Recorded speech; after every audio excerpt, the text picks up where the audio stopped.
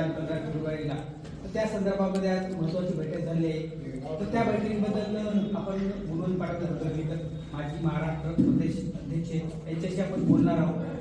तर पाटील, आता काय आपण आज बैठक झाली आणि अधिवेशनामध्ये नेमकं आपण शेतकऱ्यांना येण्यासाठी काय आव्हान?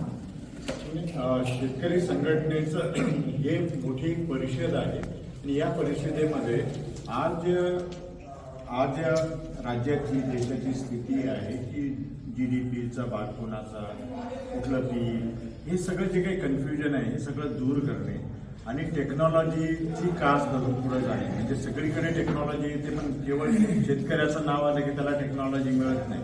ड्रोन टेक्नॉलॉजी वगैरे हे सगळं फिजिकल टेक्नॉलॉजी, बाहेरच्या टेक्नॉलॉजी आहे. पण आंतरिक टेक्नॉलॉजी ज्याला जेनेटिकली चेंजेस करून प्लांटला नवीन काही गोष्टी तयार करता, ह्या ज्या टेक्नॉलॉजी आहेत ते जगामध्ये पारंगत झालेले आहेत. जगामध्ये त्याच्यामुळे उत्पादन वाढलेलं आहे, किडी कमी झालेली आहे, औषधांचा वापर कमी झालेला आहे. ही अशा टेक्नॉलॉजी आम्हाला मिळालेल्या नाही. याचं एक वेगळं आंदोलन स्वरूपाची ही परिषद आहे आणि या परिषदेमधून आम्ही सरकारला इशारा देऊ इच्छितो की आत्महत्या का टेक्नॉलॉजी, शेतकऱ्याची आत्महत्या तुम्हाला परवडणारे आहेत का टेक्नॉलॉजी परवडणार? टेक्नॉलॉजी परवडते, मग का देत नाही तुम्ही आम्हाला? असा हा एक मागणी आहे. दुसरं आहे की युवकांना जे आज रोजगार नाही वगैरे असे, पण सह्याद्री फार्म सारख्या कंपन्या, वेगवेगळ्या ज्या FPOs वगैरे तयार झालेले आहेत, ह्या एक दिशादर्शक आहेत. शेतीमध्ये एक मोठा उद्योग घेऊन ही मंडळी आलेली आहे. या मंडळींनी उद्योग देण्याचं काम जर करणार असेल तर या लोकांना प्लॅटफॉर्मवर आणून असे उद्योग ओपन आहेत. ही पिकांची जरूरत आहे, या पिकावर व्हॅल्यू ॲडिशन करता येऊ शकते, असं एक ज्ञान देण्याचं मंच, एक परिषद आम्ही माहूर गडवर करत आहोत. आणि त्याच्यात वेगवेगळे एक्सपर्ट्स येणार आहेत. बायोटेक्नॉलॉजीचे एक्सपर्ट, FPOचे एक्सपर्ट, हळदीचे एक्सपर्ट आणि इतर पिकांचे एक्सपर्ट. आणि ह्या एक्सपर्टला बोलून सगळ्या शेतकऱ्यांना एका नव्या दिशेनं किंवा ज्याला पीक पद्धती बदल, क्रॉप पॅटर्न चेंज, अशा ज्या काही गोष्टी आहेत, युवकांपुढे, नवीन शेतकऱ्यांपुढे जे काही प्रश्न आहेत ते प्रश्नाला एक सोल्युशन, त्याचे प्रॉब्लेम्स आणि सोल्युशन दोन्ही प्रॉब्लेम समजून घेणे आणि त्याला सोल्युशन देणे, असं एक मोठी परिषद होणार आहे. त्याच्यामध्ये वेगवेगळ्या तज्ञांना आम्ही आमंत्रित केले. अतिशय एक महत्वाचा मुद्दा आहे. आपण सांगितलं यापूर्वी बरेच वेळा हे जे GM बियाणे अमेरिकेमध्ये किंवा इतर प्रगत राष्ट्रामध्ये आहे, त्याचं जसं आपण सांगितलं सोयाबीनला 55-50 क्विंटलचा अवरेज आहे, परंतु ते सरकार आपल्याला इकडे परवानगी देत नाही. That government did not give the permission to the farmers of India. What is the reason? माहिती आहे काय हे क्या सरकार असं का करते मला काही माहिती नाही सरकारच्या नियतीबद्दल.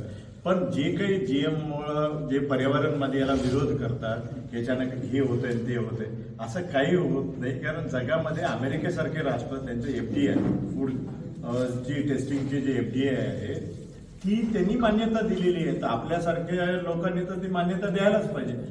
केनोलाच्या नावाखाली आपल्याकडे सगळं आलेलं आहे. GM बियाण्याचंच पेंड आलेले आहे, GM बियाण्याचं सोयाबीनचं इम्पोर्ट केलं ते सगळं GM बियाण्याचंच आहे. आणि आमच्या शेतकऱ्याला मात्र ते GM बियाणं लावू देत नाही.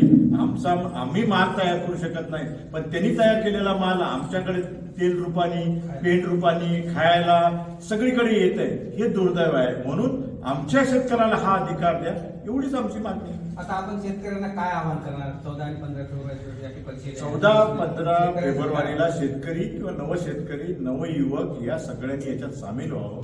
तर एक जगामध्ये एवढी उलथापालथ होत असताना भारत एक मोठा स्वयंपाकघर होऊ शकते असं मी कित्येक दिवसापासून मानतो. शेती हा देशाचा आर्थिक कणा आहे, पण तो कणा कमजोर करून बाकी गोष्टी जर करत असाल तर हा देश वाचू शकत नाही. आजची युद्धस्थिती परिस्थिती पाहता युक्रेनला एका काळी गावाचं कोठारघर म्हणत होतं, तिथे युद्ध चालू आहे. आज हे पंजाब जे आपलं कोठारघर आहे, धान्याचं कोठार घर आहे, हे जर एक्सपोर्ट केलं, आज आंतरराष्ट्रीय मार्केटमध्ये आपण शिरलो तर फार मोठा चमत्कार होणार आहे. आणि म्हणून ह्या नव्या दिशा मुलांना काय आहे, शेती क्षेत्रामध्ये व्हॅल्यू ॲडिशन पासून तर सगळ्या गोष्टी, म्हणजे आपल्या कुष्णूर सारख्या ठिकाणी एक मोठं सिट्रसचा मोठा प्लांट आलाय, पण इथल्या शेतकऱ्याला माहिती नाही की ते उगवायचं, ते विल्हेवाट लावायचं. पण असे जे मोठे मोठे प्लांट आले त्याला शेतकरी कसा मदत करू शकतो उद्योजक म्हणून कसा जाऊ शकतो. इतक्या FPO रजिस्टर्ड आहेत नांदेड जिल्ह्यामध्ये 450 FPO रजिस्टर्ड आहे. रिझल्ट काय आहे? या FPO ला दिशा नाहीये. त्यांनी कुठलं तरी क्लस्टर तयार नाही केलेलं आहे. तर अशा FPO ला देखील दिशा देण्याचं काम या परिषदेमध्ये होणार. आपण लोकतंत्र न्यूज चॅनलशी बोललात, आपले धन्यवाद. आणि खरोखरच हे जे अधिवेशन आहे 14 आणि 15 फेब्रुवारीची, ते त्या अधिवेशनासाठी जास्तीत जास्त शेतकऱ्यांनी यावे असे आवाहन करण्यात आले आहे. लोकतंत्र न्यूज साठी शिवाजी जोजार पाटील, नांदेड.